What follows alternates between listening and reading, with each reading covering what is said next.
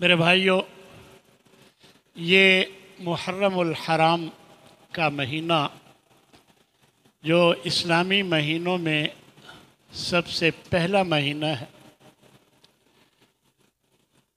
اللہ تبارک و تعالی نے 4 مہینوں کو حرمت والا یعنی عزت والا بنایا ہے۔ ان 4 مہینوں میں ایک ذوالقعدہ ہے، ایک ذوالحجہ ہے، اور تیسرا محرم، اور چوتھا رجب ہے۔ 3 لگاتار ہیں، یکے بعد دیگرے ہیں، اور ایک الگ رجب ہے۔ یہ 4 مہینے اللہ تبارک و تعالی نے انہیں حرمت والا بنایا ہے، عزت والا بنایا ہے۔ تو اللہ تبارک و تعالی نے یہی بات اس آیہ مبارکہ میں بیان فرمائی ہے کہ بے شک اللہ کے نزدیک مہینوں کی جو تعداد ہے جو اللہ کے کتاب میں موجود ہے وہ 12 ہے۔ یہ اس وقت سے ہے یوم خلق السماوات والا، جب سے اللہ نے آسمانوں اور زمین کو پیدا کیا۔ منہا اربعۃ حرم، ان میں سے 4 جن کا ابھی ذکر ہوا، یہ چاروں حرمت والے۔ تو یہ جو حرمت والا مہینہ محرم ہے، اس کے بارے میں خاص بات یہ ہے کہ اسے شہر اللہ یعنی اللہ کا مہینہ کہا گیا ہے۔ اس کی مفسرین مختلف وجوہات بیان کرتے ہیں کہ اللہ تبارک و تعالی نے اسی مہینہ میں زمین و آسمان پیدا کیے، اسی مہینے میں حضرت آدم علیہ السلام کو پیدا کیا، اور یہی وہ مہینہ ہے کہ جس میں حضرت موسیٰ علیہ السلام کو فرعون سے نجات ملی اور ان کی قوم کو، اور اسی مہینے میں قیامت آئے گی۔ خاص جو اقدامات ہیں، احکامات ہیں، اللہ تبارک و تعالی اس مہینے میں پورے کرے گا یا کیے۔ تو اس وجہ سے اس مہینے کو شہر اللہ المحرم کہا گیا ہے۔ ایک روایت میں نبی صلی اللہ علیہ وسلم ارشاد فرماتے ہیں، افضل الصیام بعد رمضان شہر اللہ المحرم، کہ رمضان کے بعد بہترین روزے، رمضان کے روزے تو فرض ہیں، باقی جو جتنے بھی ہوں گے وہ نفل ہوں گے، تو جتنے بھی رمضان کے علاوہ روزے ہیں ان سب میں افضل روزے جو ہیں وہ اس مہینے محرم کے مہینے کے۔ یہ مسلم شریف کی روایت۔ اور اللہ تبارک و تعالی نے یوم عاشورہ یعنی 10 محرم کے حوالے سے خاص طور پر یہ بات نبی صلی اللہ علیہ وسلم کے ذریعے ہم تک پہنچائی کہ یوم عاشورہ 10 محرم کا جو روزہ ہے یہ یکفر السنۃ الماضیہ، اگر اس دن روزہ رکھا جائے تو پچھلے 1 سال کے گناہوں کی معافی کا سبب بن جاتا ہے۔ یہ نبی کریم صلی اللہ علیہ وسلم نے ارشاد فرمایا۔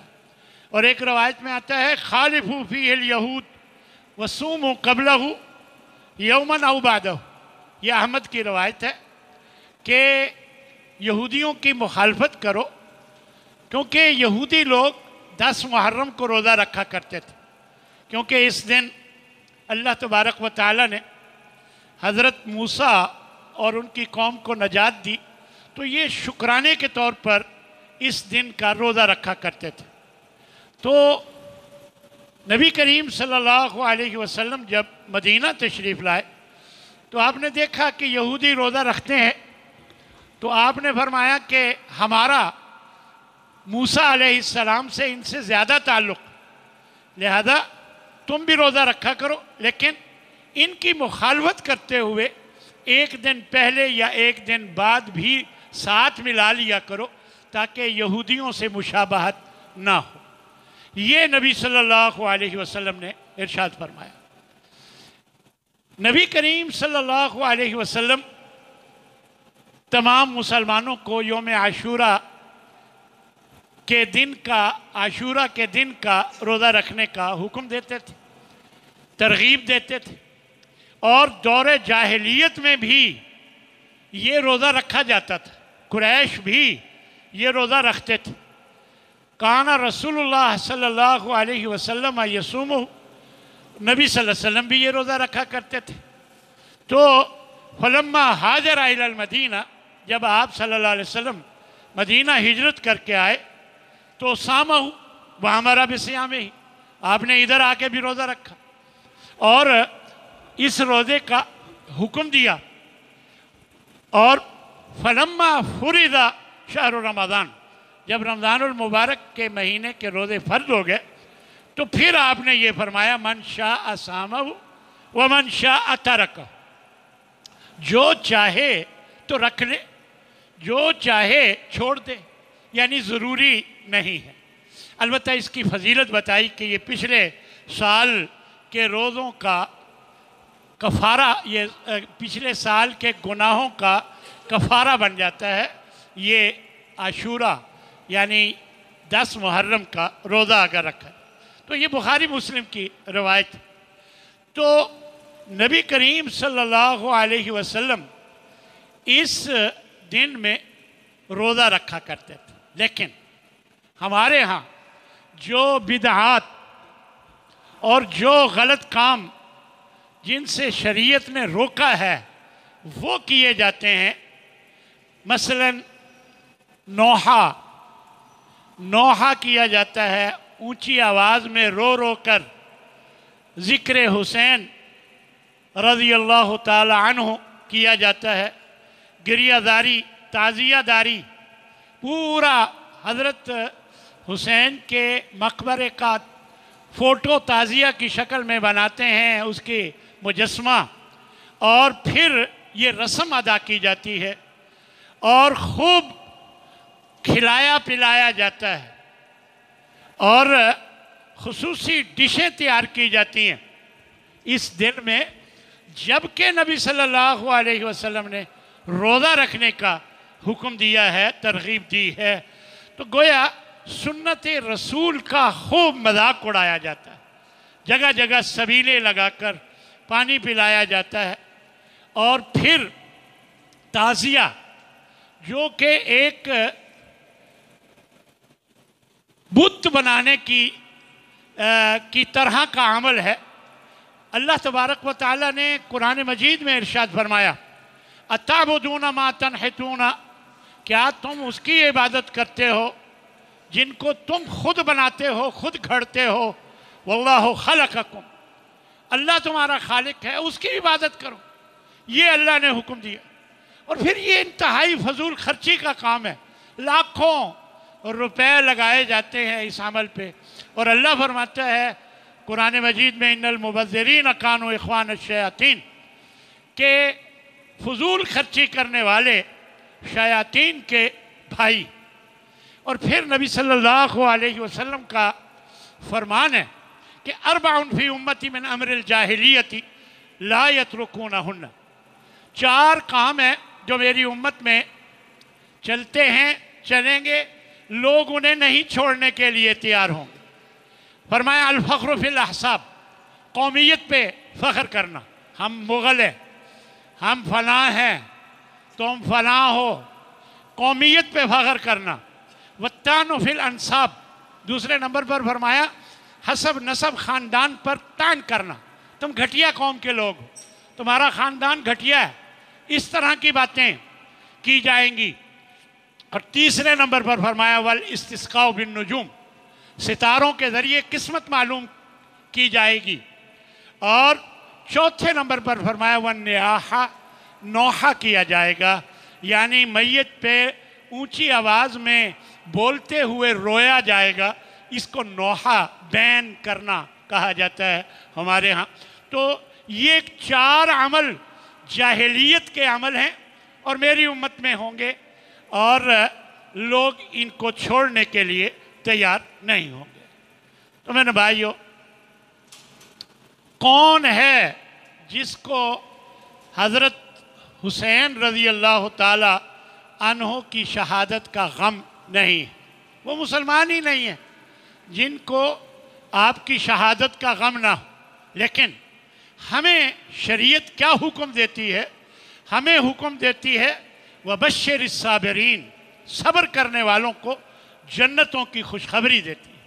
اللہ تبارک و تعالیٰ فرماتے ہیں وَلَنَبْلُوَنَّكُمْ بِشَيْءٍ مِّنَ الْخَوْفِ وَالْجُوعِ وَنَقْصٍ مِّنَ الْأَمْوَالِ وَالْأَنفُسِ وَالثَّمَرَاتِ، ہم کبھی تمہیں آزمائیں گے بھوک دے کر، کبھی تمہیں آزمائیں گے اور اس طرح کے نقصان کر کے، پھلوں میں نقصان کر کے، جانوں میں کمی کر کے تمہیں مختلف انداز میں آزمائیں گے۔ اور آخر میں فرمایا وَبَشِّرِ الصَّابِرِينَ، جو ان آزمائشوں پر صبر کریں گے اے نبی ان کو جنت کی خوشخبری سنا دیجیے۔ جبکہ نبی صلی اللہ علیہ وسلم نے واضح طور پر ارشاد فرمایا لیس منا من ضرب الخدود، وہ ہم سے نہیں ہے، ہمارا اس سے کوئی تعلق نہیں جو رخسار پیٹے، وشق الجیوب اور گریبان پھاڑے، ودعا بدعوى الجاہلیہ، بخاری کی یہ روایت ہے، جاہلیت کے کام کرے، جاہلیت کا عمل کرے، یہ اس کا ہم سے کوئی تعلق نہیں۔ اور ایک جگہ آپ صلی اللہ علیہ وسلم ارشاد فرماتے ہیں انا بریء ممن خلق و سلق، ممن حلق و سلق، کہ میں اس سے بیزار ہوں، میں اس سے بیزار ہوں جو غم میں آ کر اپنے بال کٹوا دے، اور وسلق اور بلند آواز سے روئے، وخرق اور اپنے کپڑے پھاڑ دے۔ بخاری مسلم کی یہ روایت ہے میرے بھائی۔ تو یہ نبی صلی اللہ علیہ وسلم ارشاد فرما رہے، فرمایا سنتان ہما کفرن، دو کام ہیں یہ کفر کے کام ہیں، ایک الطعن فی النسب، ایک حسب نسب، کسی کے خاندان کو برا بھلا کرنا، کہنا، طعن کرنا، اور والنیاحۃ علی المیت، اور میت پہ نوحہ کرنا۔ یہ نبی کریم صلی اللہ علیہ وسلم نے اس کو کفر فرمایا، یعنی اللہ کی نافرمانی فرمایا۔ دیکھیں، جس حضرت حسین رضی اللہ تعالی عنہ کی وجہ سے یہ سب کچھ کیا جاتا ہے، کبھی یہ لوگ ان کی وصیت جو انہوں نے اپنی خواتین کو کی تھی اپنی شہادت سے پہلے، کبھی یہ لوگ اس وصیت کو سامنے رکھیں۔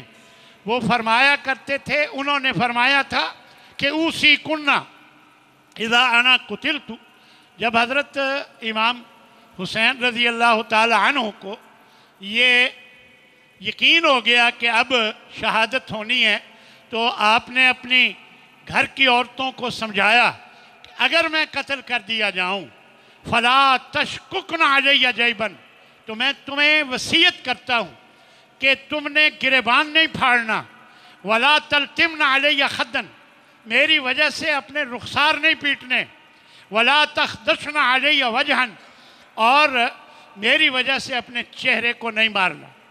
تو یہ بات نبی کریم صلی اللہ علیہ وسلم کے نواسے حضرت حسین رضی اللہ تعالی عنہ نے یہ خود اپنی خواتین کو تلقین فرمائی۔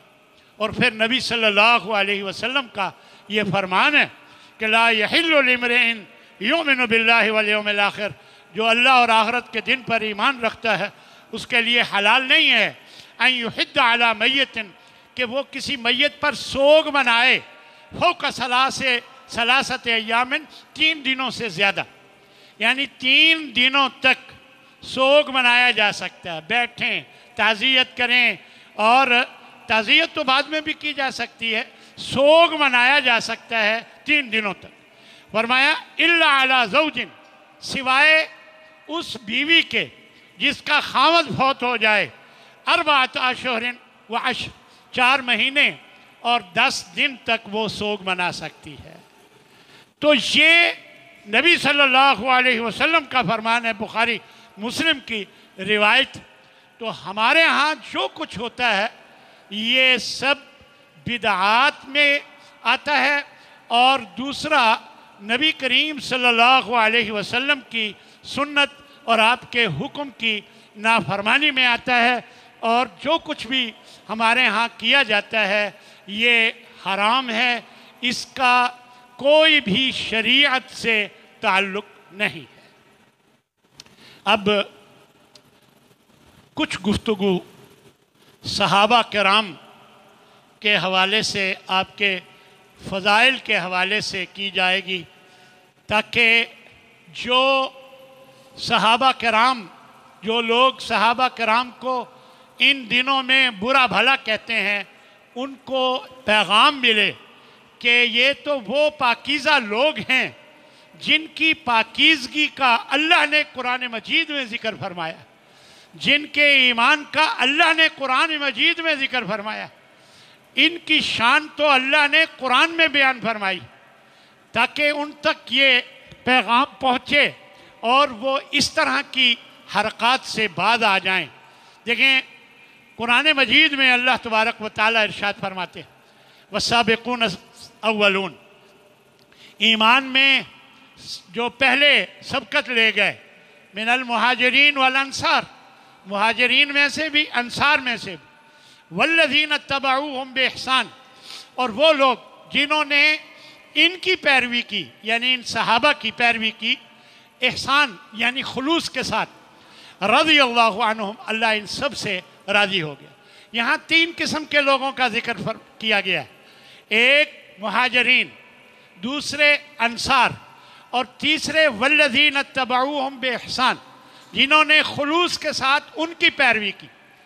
اکثر مفسرین کا یہی خیال ہے کہ اس سے مراد تابعین ہیں، اور پھر تبع تابعین ہیں، پھر ان کے بعد آنے والے جو اخلاص کے ساتھ صحابہ کی پیروی کرنے والے تھے، یہ سب لوگ اس میں شامل ہیں۔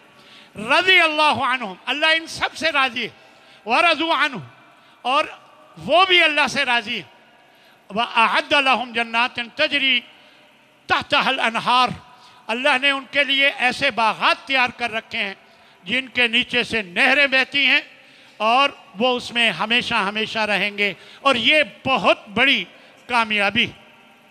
تو میرے بھائیو یاد رکھیں، صحابہ کرام وہ نفوس طیبہ ہیں، وہ پاک نفس ہیں جن کے دلوں میں اللہ نے ایمان کو بھر دیا، اور اللہ کے پسندیدہ لوگ ہیں، بلکہ اللہ نے انہیں اللہ کا گروہ کہا ہے، حزب اللہ فرمایا ہے کہ یہ وہ لوگ ہیں جن کے دلوں میں ایمان کو اللہ نے بھر دیا، وَأَيَّدَهُمْ بِرُوحٍ مِّنْهُ، اور ان کی ہر طرح سے مدد کی، اور اللہ انہیں اپنے باغات میں، جنتوں میں داخل فرمائے گا جس میں وہ ہمیشہ رہیں گے، اور وہ ہمیشہ اللہ ان سے راضی ہے اور وہ اللہ سے راضی ہیں۔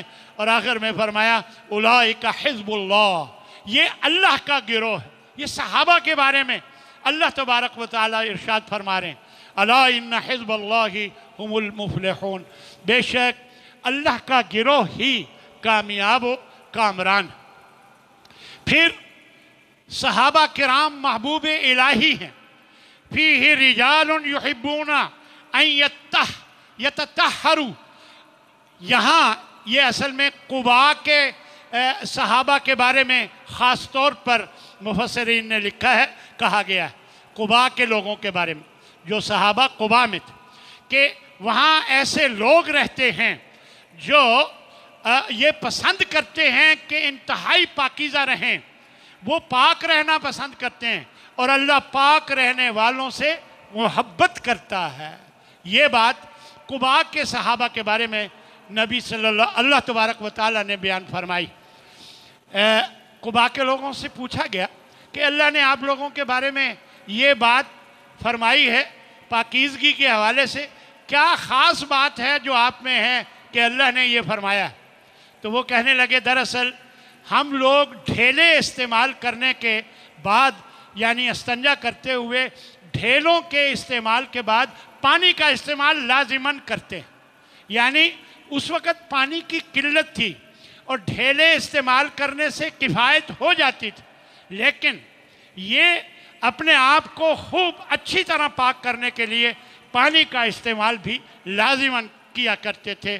اس وجہ سے اللہ نے ان سے کہا کہ یہ وہ لوگ ہیں جو پاک رہنا پسند کرتے ہیں.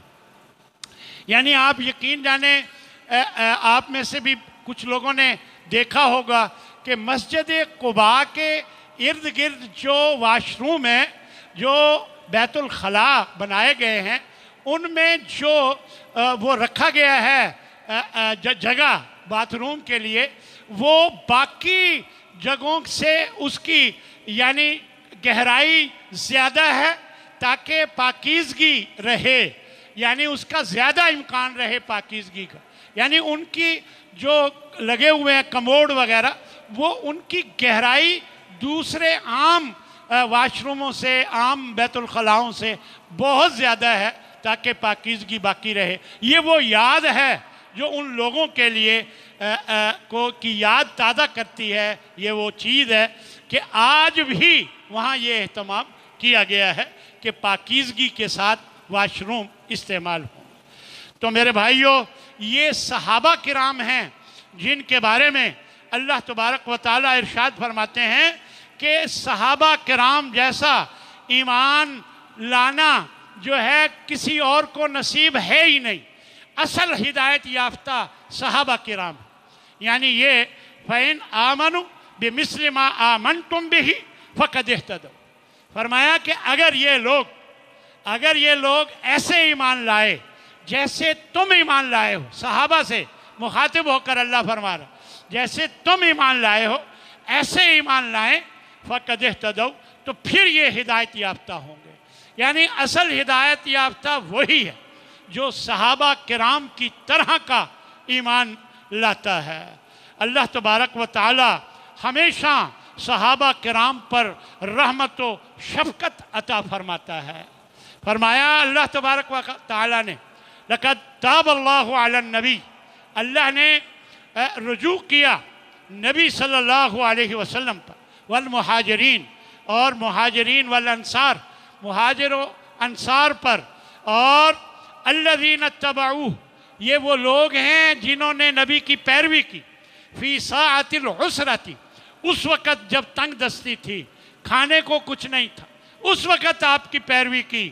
من بعد ما کاد یزیغ قلوب فریق منہم، ایک موقع ایسا بھی آیا کہ ان کے دل جو ہے وہ ڈگمگا گئے تھے، پھر ثم تاب اللہ علیہم، اللہ نے ان پر مہربانی کی، ان کو تسلی دی.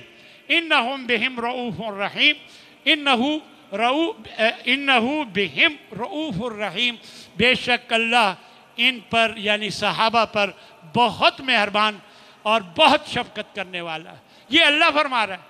تو یقیناً جب یہ بات اللہ فرما رہا ہے تو ہمیں بھی یہ ماننا چاہیے کہ نبیوں کے بعد جو سب سے زیادہ مقام ہے وہ صحابہ کرام کا ہے.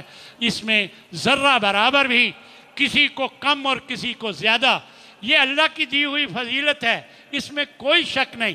لیکن کسی کو کم اور کسی کو زیادہ یہ کہنا یہ مناسب نہیں ہے. یہ اللہ جس کو جو چاہے فضیلت عطا فرماتا ہے. تو میرے بھائیوں، ہمیشہ اللہ کے نبی کے صحابہ کے ساتھ ہمیں محبت کرنے والا بننا چاہیے.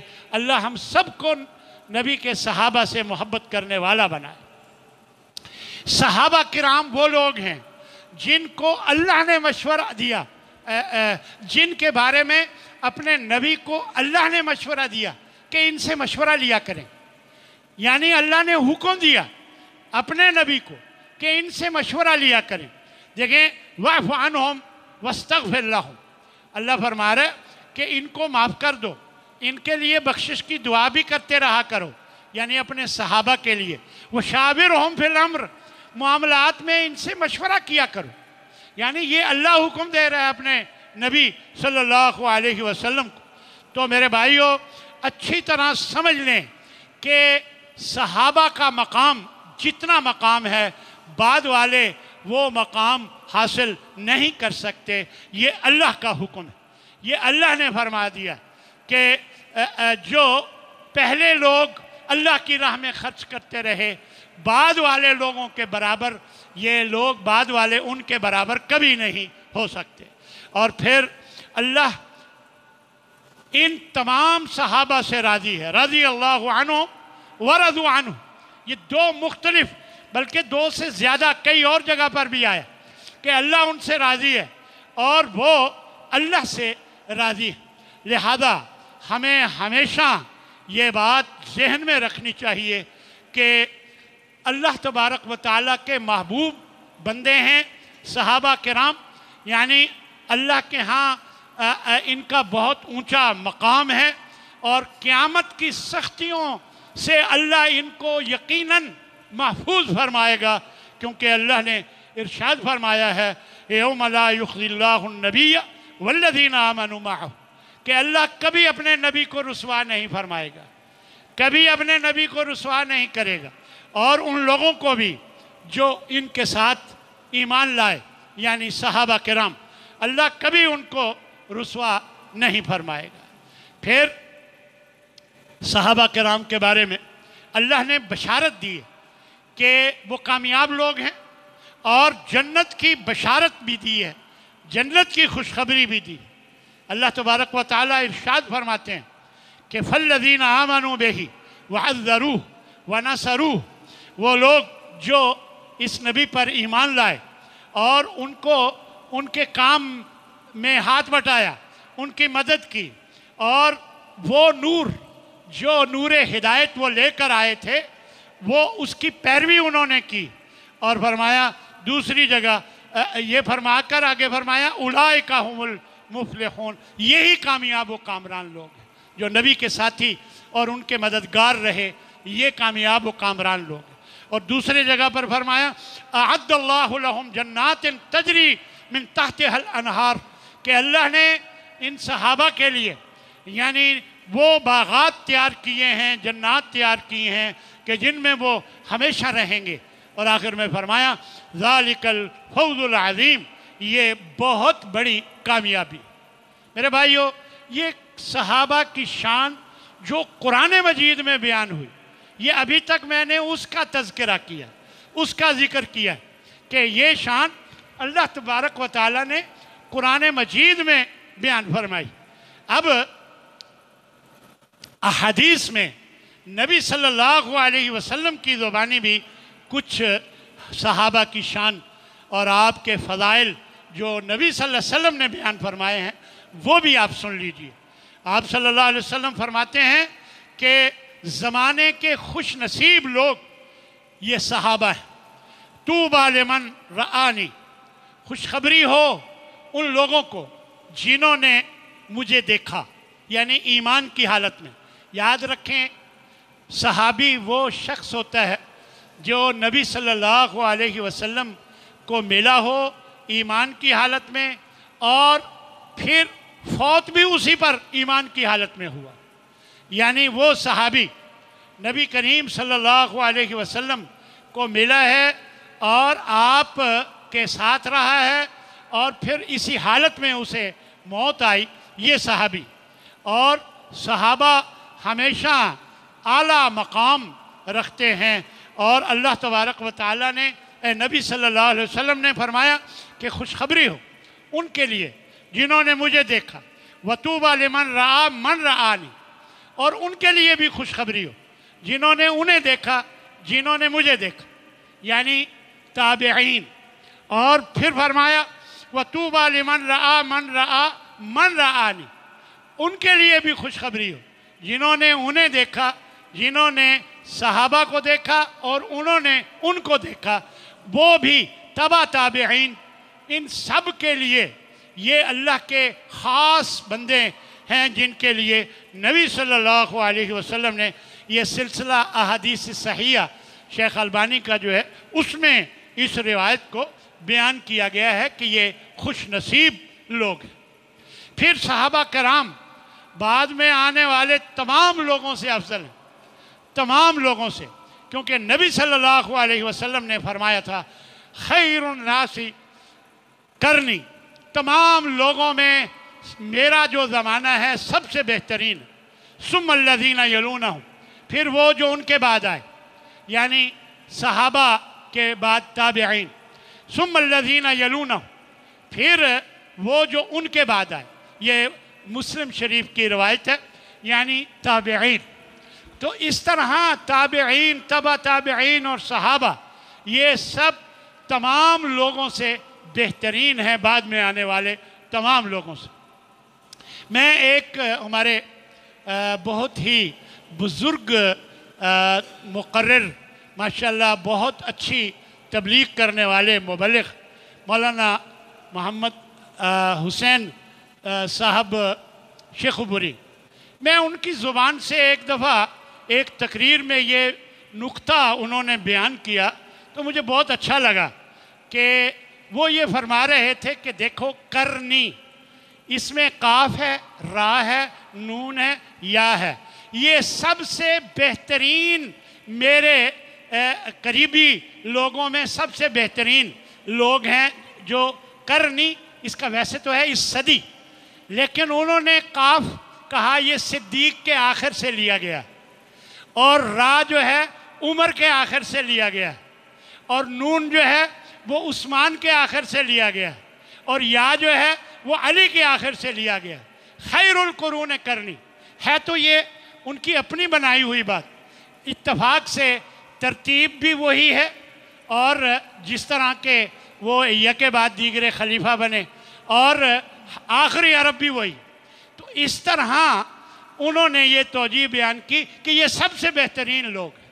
تو حقیقت ہے، اس میں میں سمجھتا ہوں کہ کوئی شک والی بات ہرگز نہیں۔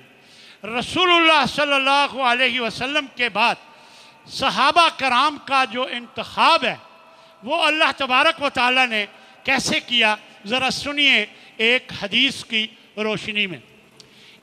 حضرت عبداللہ بن مسعود فرماتے ہیں کہ ان اللہ نظر فی قلوب العباد، کہ اللہ نے بندوں کے دلوں میں دیکھا، فوجد قلب محمد صلی اللہ علیہ وسلم خیر قلوب العباد، تمام بندوں میں بہترین دل جو پایا وہ نبی صلی اللہ علیہ وسلم حضرت محمد صلی اللہ علیہ وسلم کا پایا، اور فاصطفاہ لنفسہ، چنانچہ انہیں اپنے لیے خاص کر لیا، وابتعثہ برسالتہ، اور اپنی رسالت کے لیے مخصوص کر لیا، یعنی انہیں رسول بنا کر بھیج دی۔ ثم نظر، پھر اللہ نے دیکھا، فی قلوب العباد، اپنے بندوں کے دلوں میں، بعد قلب محمد صلی اللہ علیہ وسلم، نبی صلی اللہ علیہ وسلم کے دل میں دیکھنے کے بعد، فوجد قلوب اصحابہ، پھر آپ نے آپ کے صحابہ کے دلوں کو پایا اللہ نے خیر قلوب العباد، تمام لوگوں کے دلوں سے بہترین اور افضل دل ان کو پایا جو صحابہ کے دل تھے۔ اولئک اصحاب محمد، یہ محمد صلی اللہ علیہ وسلم کے صحابہ ہیں۔ فجعلہم وزراء نبیہ، تو اللہ نے اپنے نبی کے جو مددگار اور ساتھی ان صحابہ کو بنا دیا۔ یہ حضرت عبداللہ بن مسعود سے یہ روایت ہے جس میں یہ بات بیان کی گئی۔ حضرت عبداللہ بن عمر فرماتے ہیں من کانا مستنن فلیستن بمن مات، جو اقتداء کرنا چاہتا ہے، پیچھے چلنا چاہتا ہے تو وہ ان کے پیچھے چلے جو فوت ہو چکے ہیں۔ اولئک اصحاب محمد، یعنی میری مراد محمد صلی اللہ علیہ وسلم کے صحابہ ہیں۔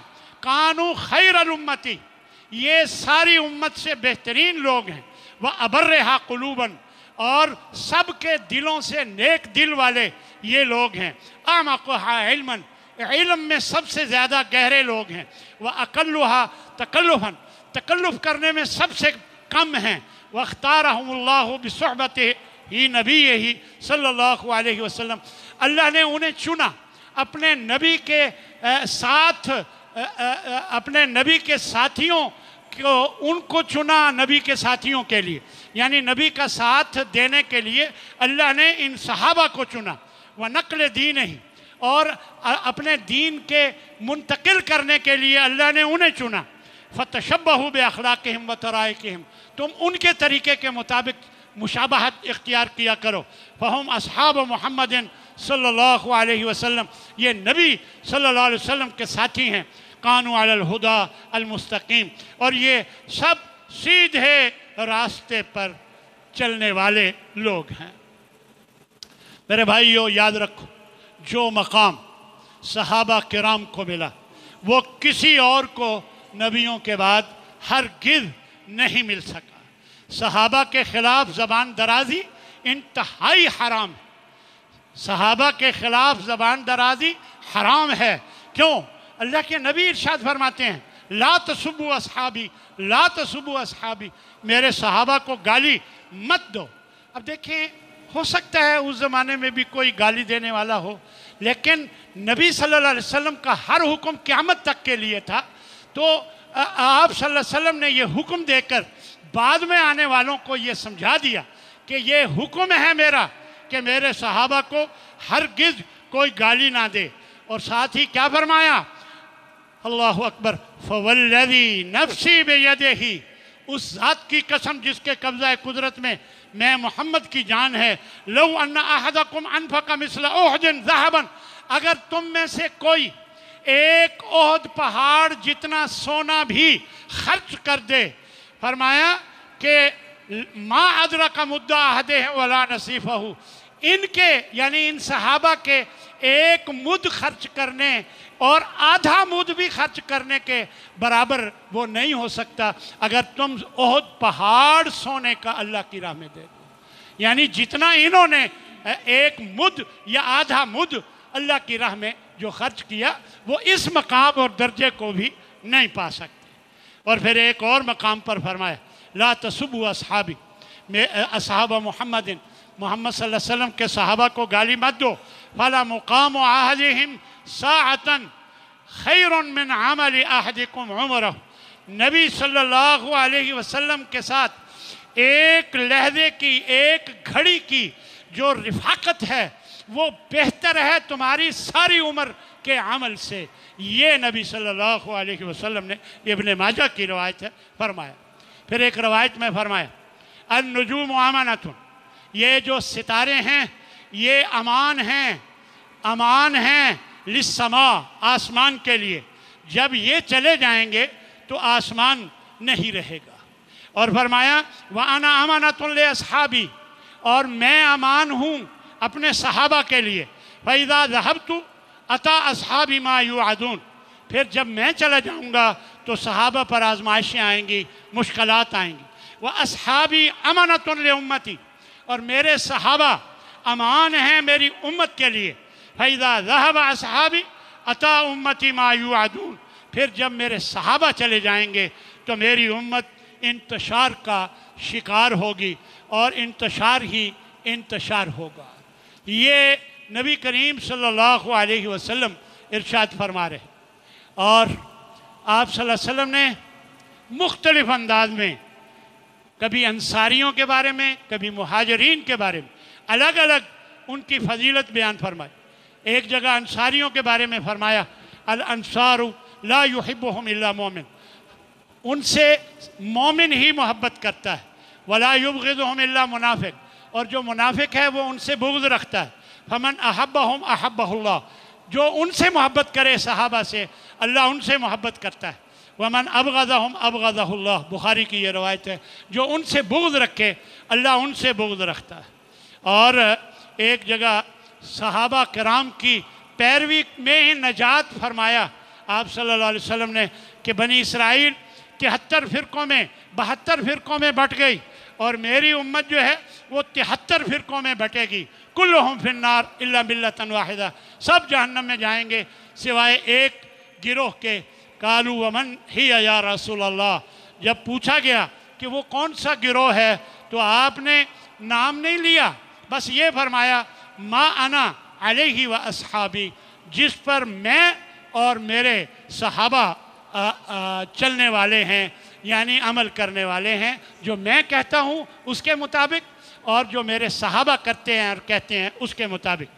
इसी तरह ओहद वालों के लिए अल्लाह तबारक व तआला ने, अल्लाह के नबी ने फरमाया, तुम्हारे भाई जो ओहद में शहीद हो गए उनको अल्लाह ने उनकी रूहों को सब्ज़ परिंदों के पेटों में भेज दिया है, वो जन्नत की नहरों पर फल खाते हैं اور عرش کے سائے میں لٹکی ہوئی سونے کی قندیلوں پر یہ واپس آ جاتے ہیں اور کہتے ہیں کون ہے جو یہ بات لوگوں تک پہنچا دے کہ ہم کھا پی رہے ہیں اور مزے میں ہیں؟ اللہ نے فرمایا کہ میں پہنچا دیتا ہوں۔ اور پھر یہ آیت نازل ہوئی کہ لا تقولوا لمن يقتل فی سبیل اللہ اموات، ان لوگوں کو جو اللہ کی راہ میں شہید کر دیا جائے تو مردہ مت کہو۔ تو یہ بات اللہ نے قرآن مجید میں یہ نازل فرما دی۔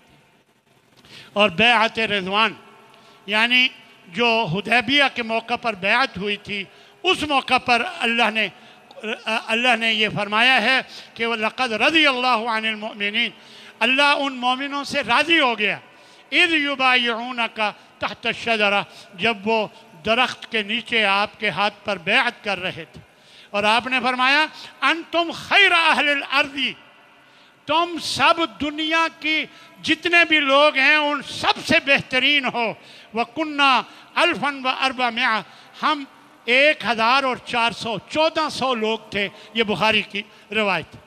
تو میرے بھائیو یاد رکھو کہ یہ ساری باتیں ہمیں یہ بتاتی ہیں کہ صحابہ پر طعن کرنا یہ حرام ہے، اور ان سے محبت رکھنا عین ایمان ہے۔